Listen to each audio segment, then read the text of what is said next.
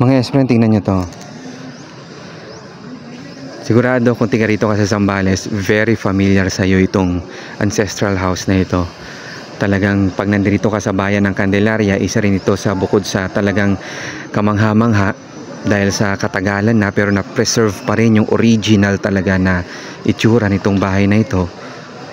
Eh talagang, alam mo yun, mapupuri o ma-appreciate mo talaga pati yung pag-aalaga nila eh.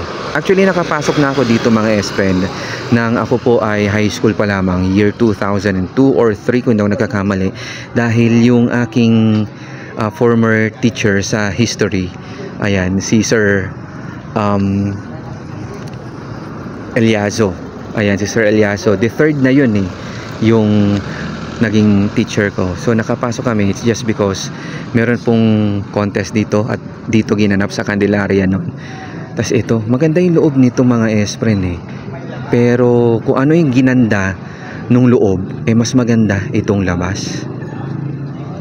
Eh nagpa-practice sila ng law, talagang RTC judge pa nga ata tong si Sir Eliazo Jr.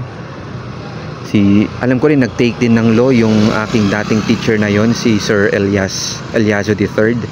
So nag-give up siya ng kanyang career sa pagtuturo dahil nag-take siya ng law. So alam ko attorney na rin yata siya ngayon kung ako nagkakamali. Shoutout sa iyo Sir Eliazo III kung kilala nyo pa ako.